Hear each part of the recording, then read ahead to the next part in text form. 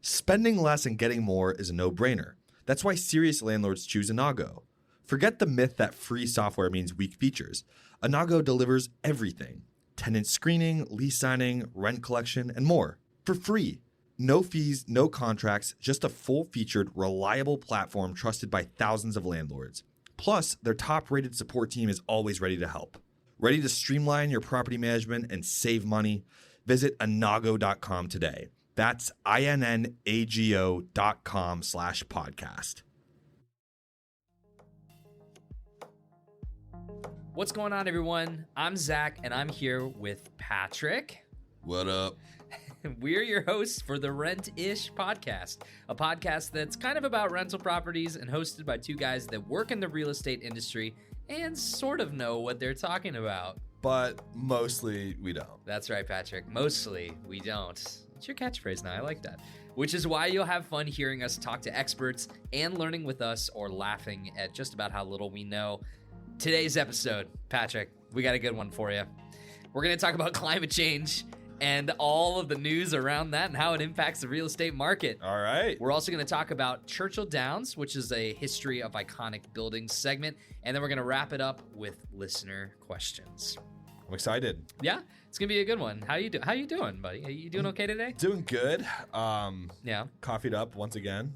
Coffeeed up once again. So you're doing your afternoon coffees now. You're getting caffeinated before the show. I'm not doing morning. I used to have a green tea with honey every morning, but I'm trying to cut that. I don't want to be like an addict, you know what I mean? But like on days where I need an extra boost, like before the podcast. Yeah.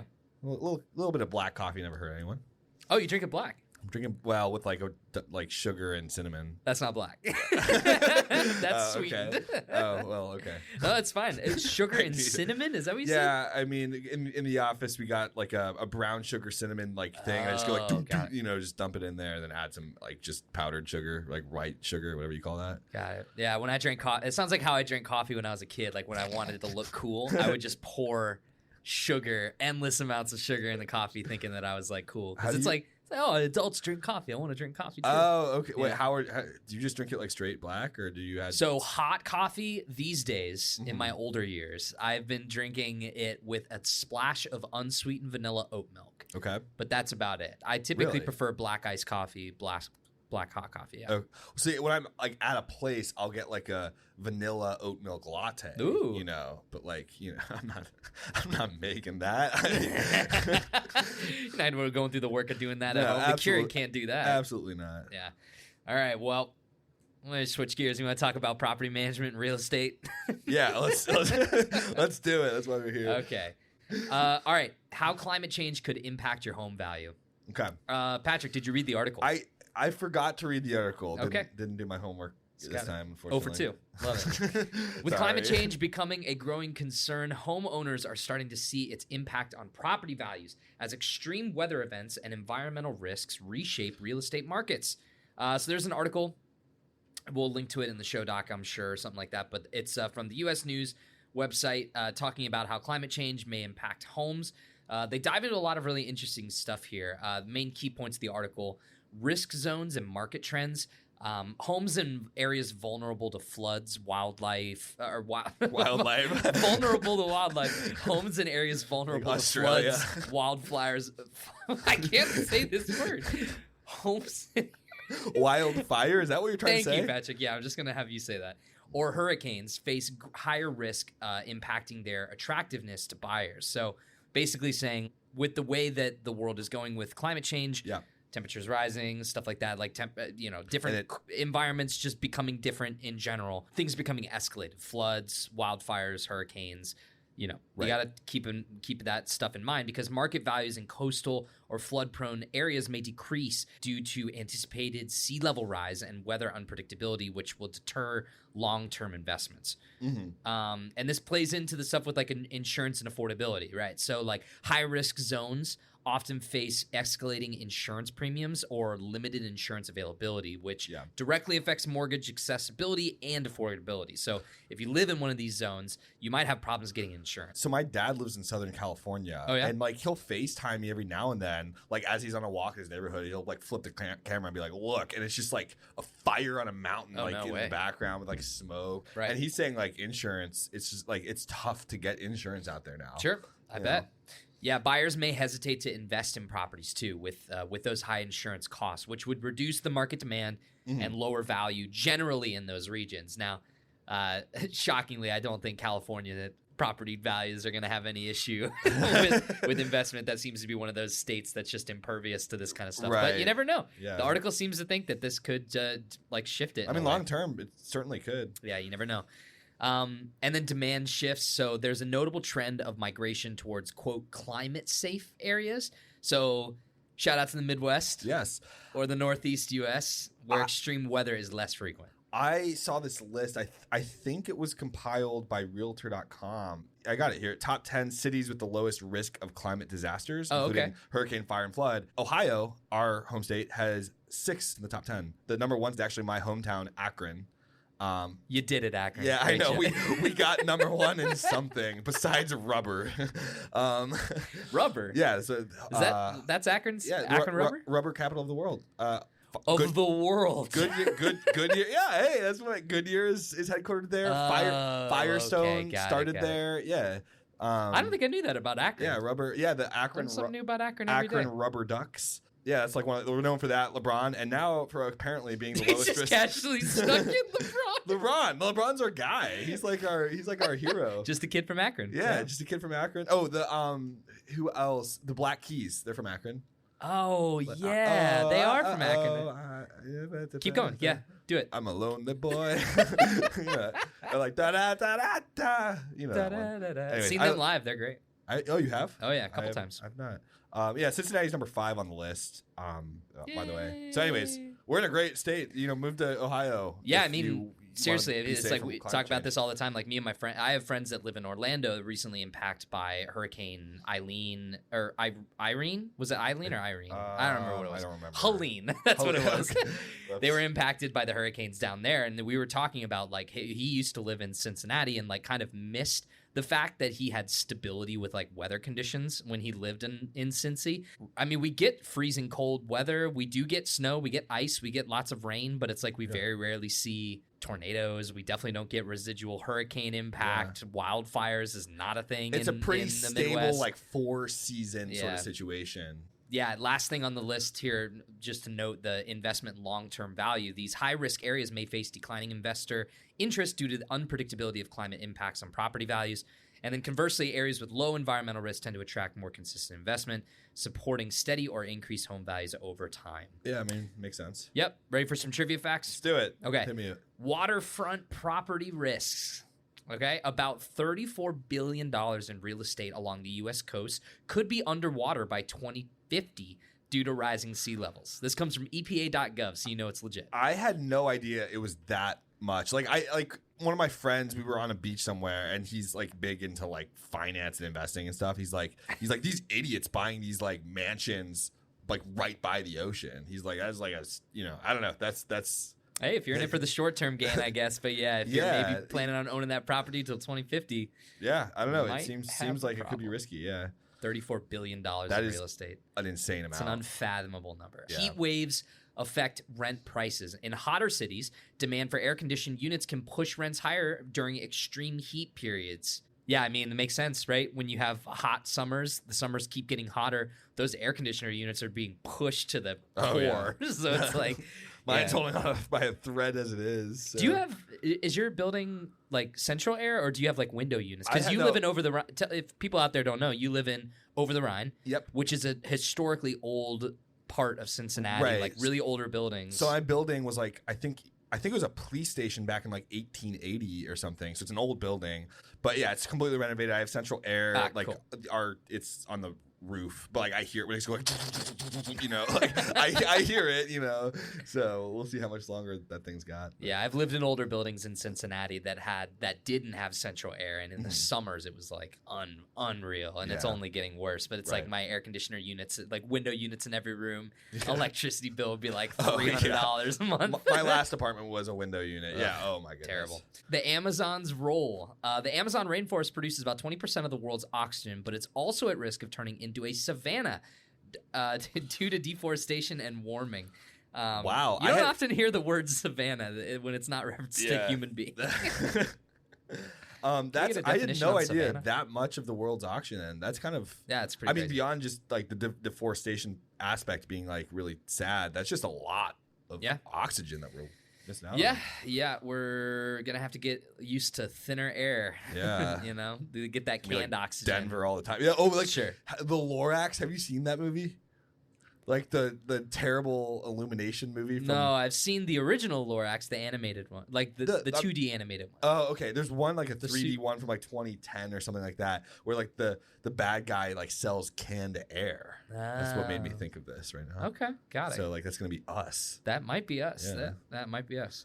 So what kind of weather events do you think are most worrying for home buyers today? Do you have an answer? It's a tough one. I have no idea, truly. I mean, it seems, from my perspective, it seems like the fire situation out west is getting like consistently worse. But yeah, no, I agree with that. Fires, I mean, like the crazy thing was during the hurricane season this year, there were cities like Augusta, Georgia, Asheville, North Carolina. Yeah. They got hit with residual flooding and bad weather from a hurricane that was all the way down by the Gulf, right? So it's like, if that situation continues to worsen, that might be a thing. It's very rare that like middle of the state southern towns and cities and states would have to worry about hurricanes. Right. But the more that climate change impacts that stuff, the worse it could get, So I think that's concerning as well. Yeah, for sure. Should people buy homes in places with climate risks if they're more affordable? Patrick, would you say you had the money to buy a place in a beautiful house, California? Yeah. 12 bedrooms, 12 baths. Beautiful backyard. If I had that money, I'm not. No. First of all, if I had that money, I'm not investing in California. If that's what you're asking. Sure. Okay. Well, hypothetically, you had to. Would you? And it's right next to like a big open park filled with a bunch of pine trees. Are you doing it? If I have to, I don't have a choice. What? No, if I had the money, I would personally, because I would want to do more of a long-term investment. Now, like in terms of a short-term investment, like flip the house, like make a quick profit. Sure. Like it might not be the worst idea in the world, right? But if I'm investing money in a long-term property, like I want to get the appreciation of the property, I want to get consistent rental income. I'm choosing somewhere personally in like Ohio or in the Midwest where you don't have to worry as much about these unknown variables, right? Yeah, that's smart. I definitely would not take that risk. Like if it was an either or situation. But if you had to invest in But if I had to invest, I would, yeah. All right, so to wrap it up, climate change is altering the real estate landscape, making some properties more vulnerable, others more desirable. As environmental risks increase, understanding these impacts is essential for anyone considering a home purchase or investment. So, much like we always say, speak to a professional. we've got some facts here, Zach, but speak with someone maybe with more facts. Yeah, more facts, better facts. Spending less and getting more is a no-brainer. That's why serious landlords choose Inago. With features like tenant screening, lease signing, and rent collection, Inago gives you everything you need for free. No fees, no contracts, just powerful property management made simple. Visit inago.com/podcast to sign up. That's INNAGO.com/podcast. Okay. Cool. Well, I think next up we're going to talk proptology with Patrick. You're back in the saddle hosting the seat. Speaking of saddles. Oh, that was too perfect. Churchill Downs, the iconic racetrack in Louisville, Kentucky. As we know, what's that thing called? The Kentucky Derby. Oh my goodness. What's that thing called?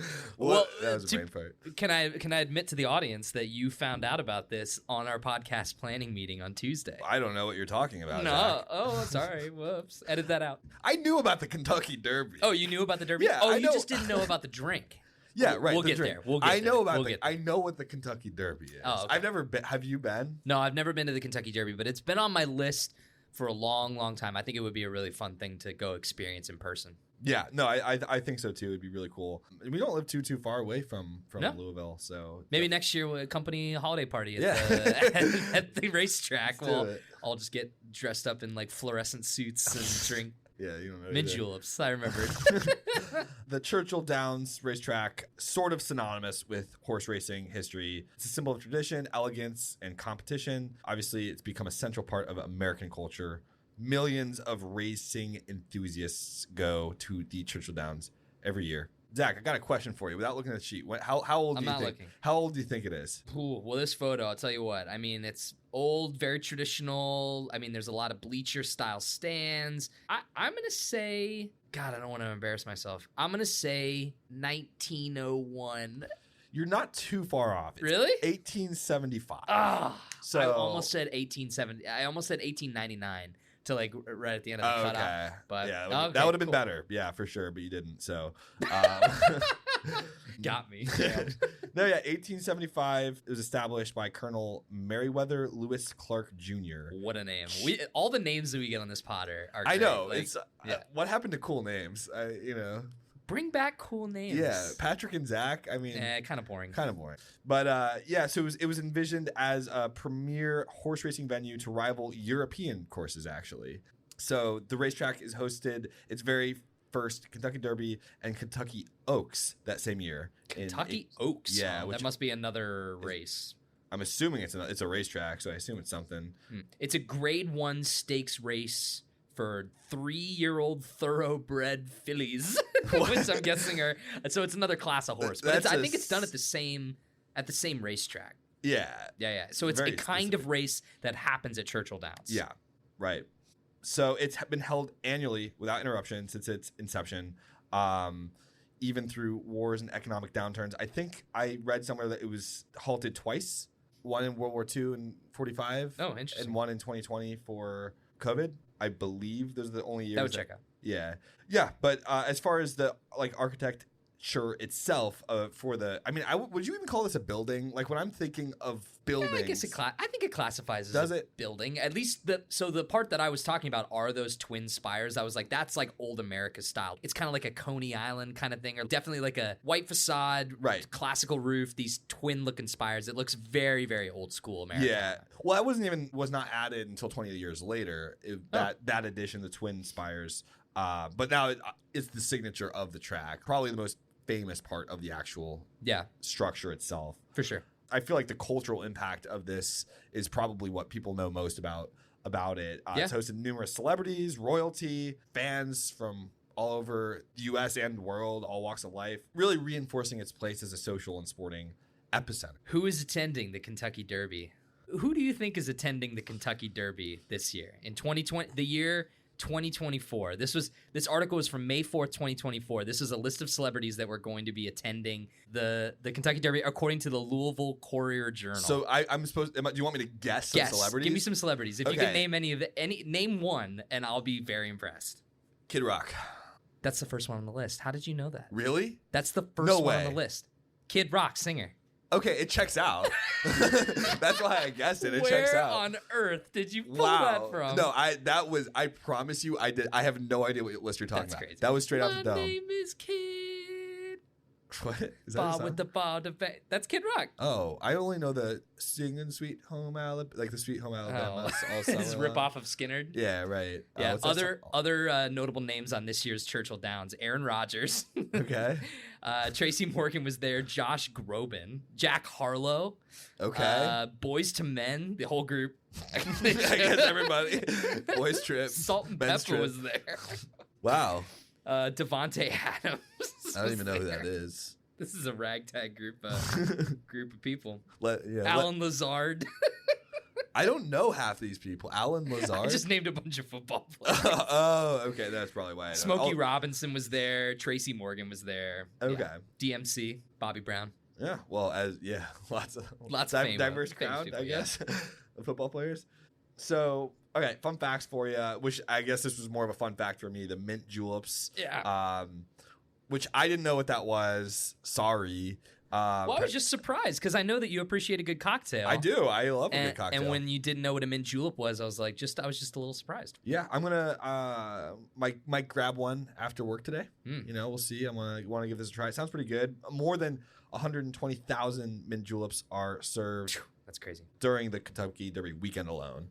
So that's a lot of that one cocktail. Yeah, and the Kentucky Derby, the mint julep, the tradition that I knew is that, you know, every year they do like a commemorative glass. So you get these like specialized glasses for the mint juleps that have like a logo on it or like some kind of design and the date and the year. And I've known people that have like extensive collections of going back. It's like, my grandpappy went to the Kentucky Derby and I got his glasses. Oh, that's and then pretty my sweet. dad went. Yeah, so That'd be a cool collection. yeah. But mint juleps, good. If our producers were really appreciated us, they would have brought us a couple so we could sip them during this segment. Well, for like the knowledge of like we're running like a sort of educational podcast. I would call like, this semi-educational. Semi-educational. Sure. How am I supposed to talk about a mint julep without having tasted one in my hand right now? Sipping it into the microphone. Yes. What about the hats? You got hat facts? Yeah, let me read this hat fact. Derby hats. Zach with the hat facts. Except I'm Patrick. So Pat with the hat facts. Yeah, Pat with the hat facts. The Kentucky Derby is known for its extravagant hat fashion, which has become a celebrated tradition, adding flair and festivity to the event. I don't like what kind of hats are those, I wonder. I think that aren't they? They're like just like the extravagant, like that kind of like colonial headpiece. Kind of deal. Like I know that the ladies will wear like the big feathered caps and stuff. Yeah, like lots of fluorescent colors. I think. Yeah, I don't think my beige Bengals hat probably wouldn't apply. What else? But it holds some of the largest crowds in horse racing, often exceeding 150,000 attendees during the Derby. That's not really that surprising, you know. It's a destination for it, so people travel, people go. Yeah, I'm not that surprised by that. Although it seems like only based on that number of 150,000 attendees, only 30,000 people aren't getting mint juleps. So that's kind of crazy. That is kind of crazy. This is more of a fact for like not real estate people. Like if you're into horses, Secretariat, one of the most legendary racehorses, won the Kentucky Derby in 1973, setting the record that still stands today. So I think even people that own real estate can appreciate a good horse. No, it's purely one or the other. They're mutually exclusive. Those fan bases don't intersect at all. Yeah, it's like a Venn diagram, except they're not touching at all. Okay, so the question: how much do you think it would cost to buy Churchill Downs? We're doing the property listing aspect here, talking about buying the property. Patrick, we talked recently about you acquiring property in a fire zone, but now you're going to be acquiring Churchill Downs. So I have to buy it though. You're forced to buy it. Okay. Yeah. How much does it cost? 120 million. I have no idea though. Is that too high?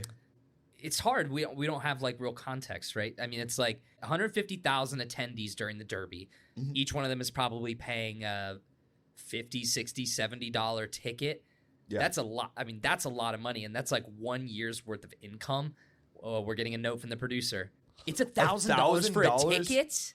No way. All right, scratch my plans to ever go to that. Yeah, I don't think we're ever going to make it to the holiday party. So the average price is in the 1200s for a ticket. So my guess of 150 million is probably way off because they would make their money alone in 1 year's worth of tickets alone. Like if you use that price as the amount per ticket and you take 150,000 people, that's $187 million just on that day. And we're not even talking about the mint juleps. Not even talking about the juleps. Yeah. So I'm gonna say 8 billion.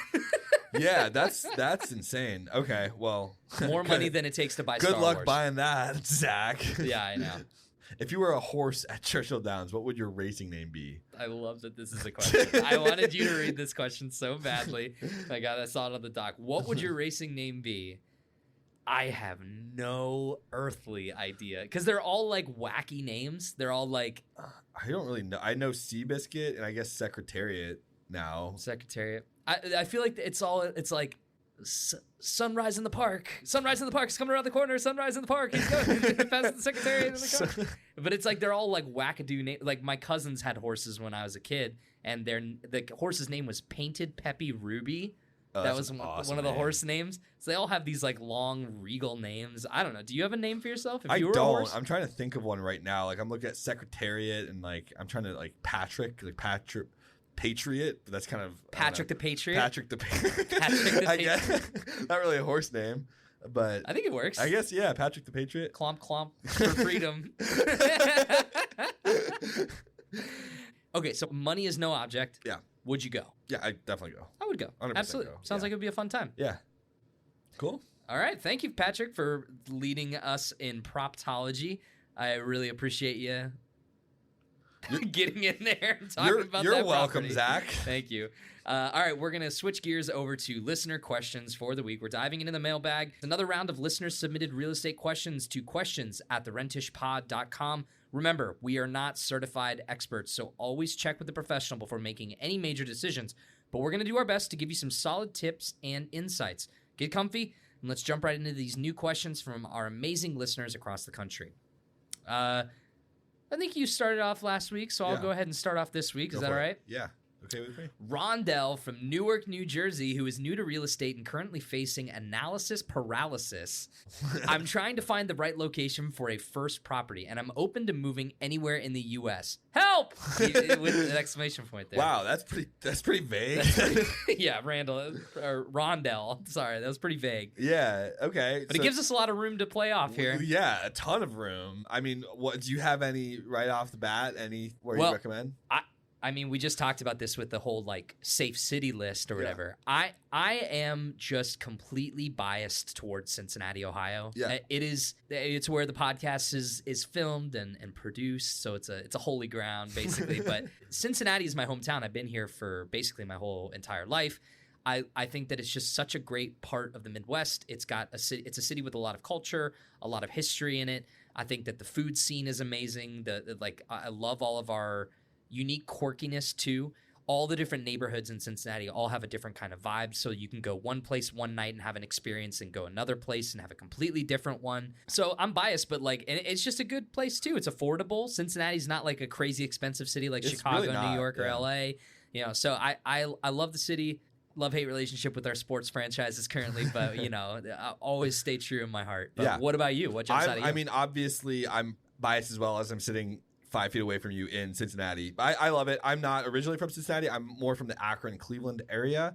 But yeah, I'm a huge fan of Cincinnati, huge proponent of it. I think it's very much an underrated gem of a city. I think in terms of real estate, it's like you said, it's affordable, especially compared to a lot of other major cities. Yeah. Shout out to Cleveland too. I mean, you're up there with speaking of Akron, I actually kind of dig Cleveland's various, so it has a national park. Yeah, the national park's great. Cuyahoga Valley National Park is pretty cool, and then at Lake Erie. I mean, come on, you got a boat, you go out on Lake Erie. You got Six Flags out there in the middle of the water, Kelly's Island. Wait, it's Cedar Point. Cedar Point, yeah. Oh, which Cedar is like Point. the roller coaster capital of the world. Actually, is up near Cleveland, about an hour away. But with that said, I mean, like all the Midwestern cities I've been to, I've really liked. I'm a huge, just unbiased. I think the Midwest is great. Yeah, like anywhere from I've been to Chicago, Pittsburgh. I'm not sure if that's the Midwest, but I really love Pittsburgh. You start getting into the East. Yeah, when you're in Pittsburgh. Pittsburgh's a cool city. Great, like shout out to. I mean, like if money was no object, like some of my favorite other cities. Denver, Colorado is awesome. Yeah. Colorado Springs, beautiful. San Francisco. I mean, if you can afford a property and you want to go ahead and go on down to San Fran, I mean, holy cow. But Michigan's also beautiful too. Like, there's a lot of beautiful stuff in the state of Michigan. Yeah. Grand Rapids is an awesome city with a lot to do.